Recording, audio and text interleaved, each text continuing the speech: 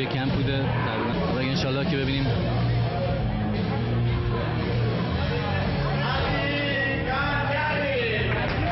ماشاءالله.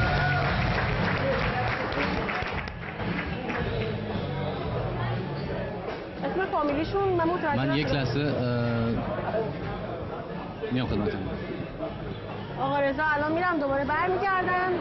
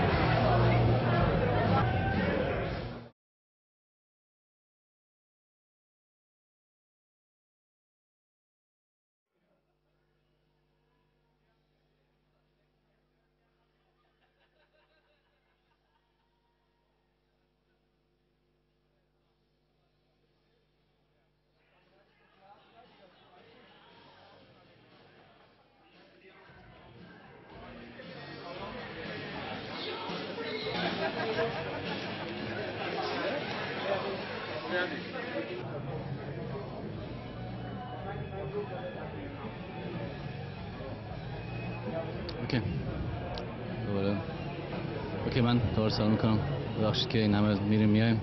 خواهش میکنم. مسابقه بچه‌ها که از ایران میان خب واقعیتش من بیشتر از اونها جمع میکنم. نمیتونم تنهاشون بذارم یه جوری کوشری بود برم.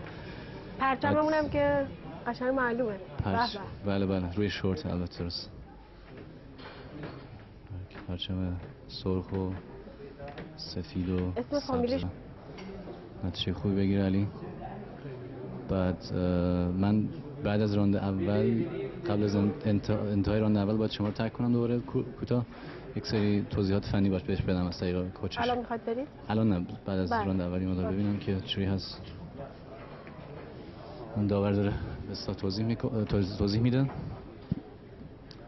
قوانین مسابقه رو. داور خیلی با تجربه ای هست از کشور انگلستان. بعد همین از بلند هستم خیلی با انگلیسی با انگلیسی خیلی انگلیسی سرحال. ببینیم اوه چجوری پیش میره.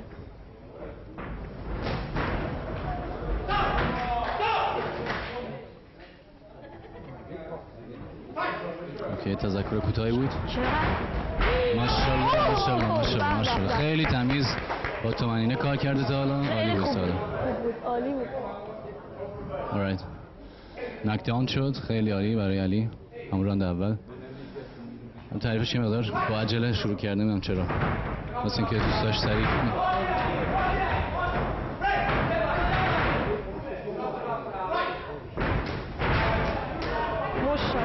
خیلی سنگین کار میکنه. خیلی عالی تا الان حرف آفرین ماشاءالله. خیلی عالی. فکر کنم زیاد انشالله که جوری کار کنه که من دیگه نرم گوشه این که تا تذکری بهش بدم. میخواد نه الان تا الانش خیلی عالی بوده. انشالله که همینجوری ادامه بده. میاد خیلی عالی.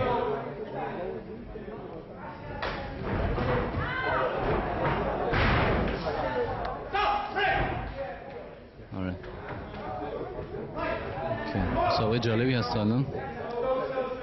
ببینیم که انشالله چوری به پایان میرسه.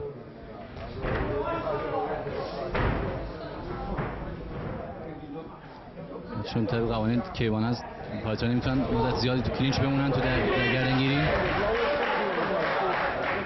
یعنی توی هر گردنگیری یک زانو بیشتر نمیتونن بزنن طبق قوانین کیوان. من همینجوری که دارم توضیح میدم فکر کنم قلبم از این فایتر بیشتر میتپه. ماشاءالله. سرنه من یک لحظه ندیدم. خیلی عالی. ماشاءالله. قدرت زنده باد ایران و ایرانی. این هم ناکداون دوم بود. یعنی یک بار دیگه ناکداون بشه دیگه مسابقه. ماشاءالله.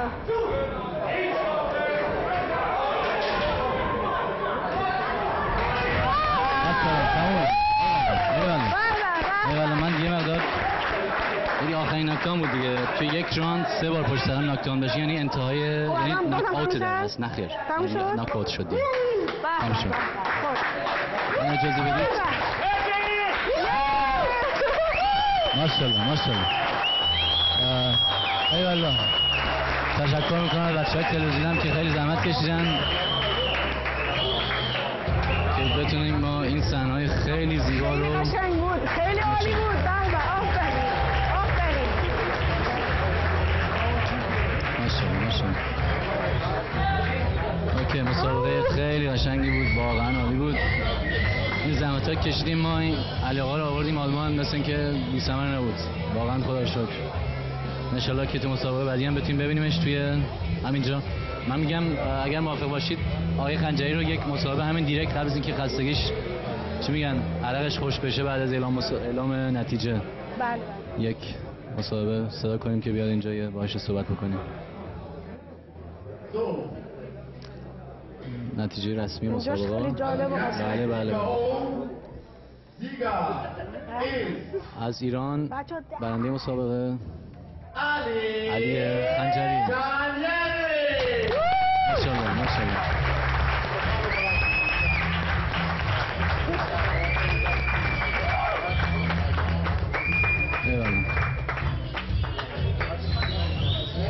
حریفش واقعا آماده است، من میدونستم سیفش نذاشت جایی. حتما با ایشونم مصاحبه میکنیم.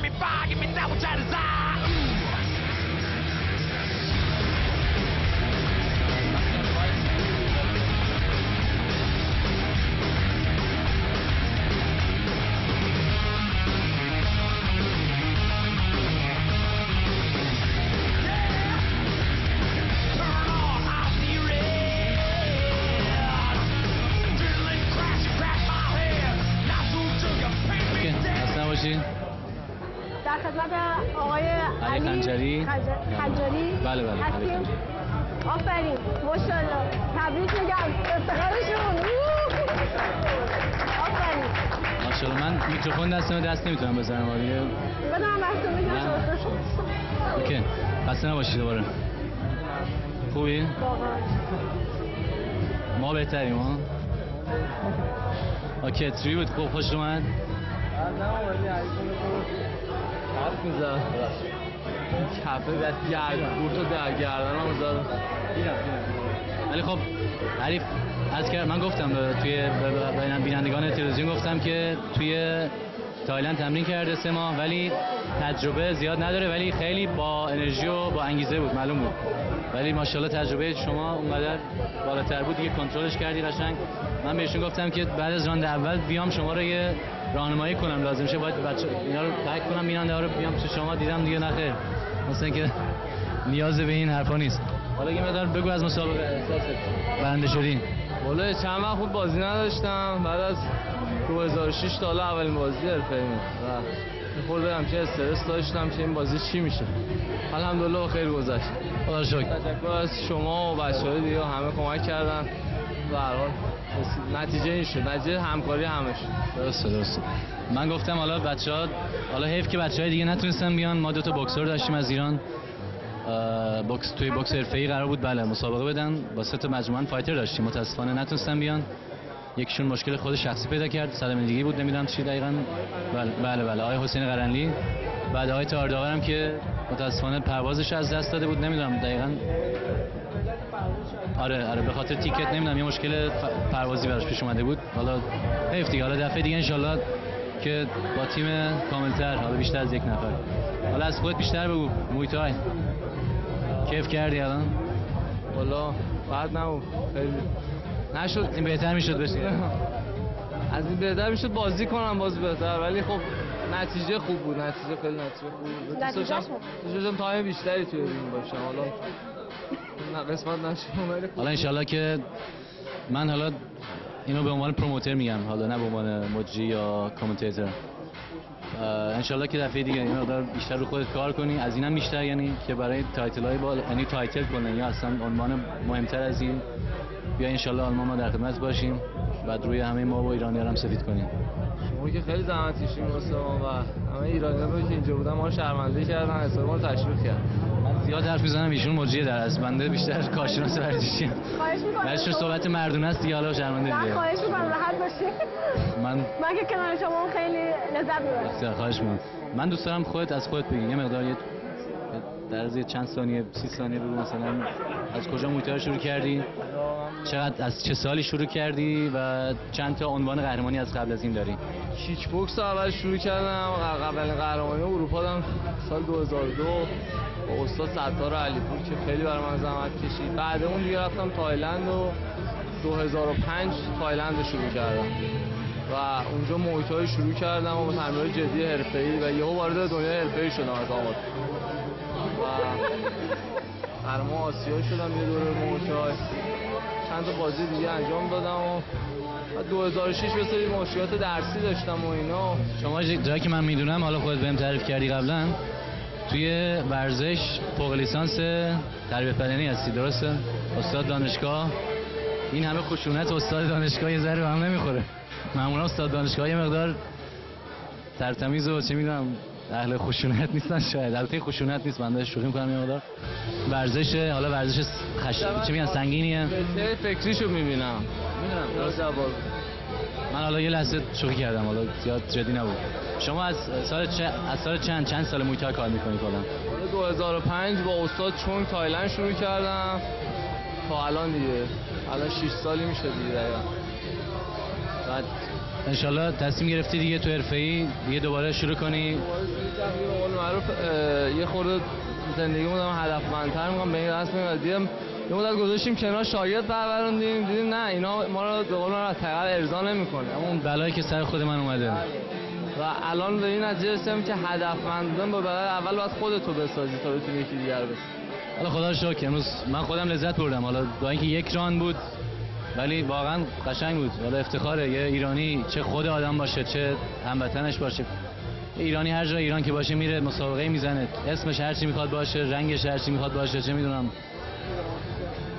قومیتش هر چی میخواد باشه، قشنگیش به اون ایرانی بودنشه. حالا پرچم رو متأسفانه بچه‌ها یادشون رفته با خودشون بیارن، ولی حالا رو شورت خیلی اونجا هست پرچم، رنگ قشنگ پرچم ایران هست. حالا خلاصه باعث افتخار شدی امروز. خسته نباشی، انشالله که از این به بعد بتونیم بیشتر مسابقات تو همین تلویزیون، حالا من به عنوان پروموتر در خدمت باشم، تلویزیونم که حالا مسابقات رو پخش کنم. انشالله بازم بتونیم در خدمت شما باشیم و از به قول معروف حمایت شما استفاده کنیم در راه پیشبرد هدف‌هامون. انشالله. یه حرف پیغامی برای خانواده داری؟ والا پیغام خاصی ندارم، فقط آرزوام برای تمام دوستان میکنم. ممنونم از تمام کسایی که تو این راه به من کمک کردن و کمک کردن امروز من اینقدر آماده اینجا باشم. دستمشون در نکنه، دست شما در نکنه. خوشحال کردید ما رو. ان شاءالله که همگی یه دست افتخارشون